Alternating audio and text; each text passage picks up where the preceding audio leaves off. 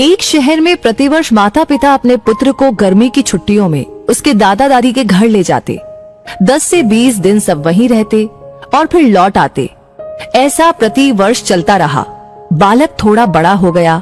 एक दिन उसने अपने माता पिता से कहा कि अब मैं अकेला भी दादी के घर जा सकता हूँ, तो आप मुझे अकेले को दादी के घर जाने दो। माता पिता पहले तो राजी नहीं हुए, किंतु बालक ने जब जोर दिया तो उसको सारी सावधानी समझाते हुए अनुमति दे दी। जाने का दिन आया। पिता बालक को छोड़ने स्टेशन गए। ट्रेन में उसको उसकी सीट पर बिठाया, फिर बाहर आकर खिड़की में से उससे बात की, उसको सारी सावधानियां फिर से समझाई। बालक ने कहा कि मुझे सब याद है, आप चिंता मत करो। ट्रेन को सिग्नल मिला, विसिल लगी, तब पिता ने एक लिफाफा पुत्र को दिया और कहा कि बेटा, अगर रास्ते में तुझे डर लगे तो ये लिफाफा खोलकर इसमें जो लिखा है उसको पढ़ना। बालक ने पत्र जेब में रख लिया। पिता ने हाथ हिलाकर विदा किया। ट्रेन चलती रही। हर स्टेशन पर नए लोग आते रहे, पुराने उतरते रहे। सबके साथ कोई न कोई था। अब बालक को अकेलापन लगने लगा।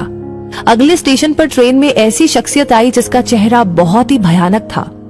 बालक पहली बार बिना माता पिता के, बिना किसी सहयोगी के यात्रा कर रहा था। उसने अपनी आंखें बंद करके सोने का प्रयास किया, परंतु बार बार वो भयानक चेहरा उसकी आंखों के सामने घूमने लगा। बालक भयभीत हो गया, रुआंसा हो गया। तब उसको पिता की चिट्ठी याद आई। उसने जेब में हाथ डाला, हाथ कांप रहा था। पत्र निकाला, लिफाफा खोला और पढ़ा। पिता ने लिखा था, तू डरना मत, मैं पास वाले कंपार्टमेंट में ही हूँ, इस गाड़ी में बैठा हूँ। बालक का चेहरा खिल उठा। सारा डर काफूर हो गया। जीवन भी ऐसा ही है। जब भगवान ने हमको इस दुनिया में भेजा, उस समय उन्होंने हमको भी एक पत्र दिया है जिसमें लिखा है, उदास मत होना, मैं हर पल, हर क्षण, हर जगह तुम्हारे साथ हूँ। पूरी यात्रा तुम्हारे साथ करता हूँ, केवल तुम मुझे स्मरण रखते हो। सच्चे मन से याद करना, मैं एक पल में आ जाऊंगा।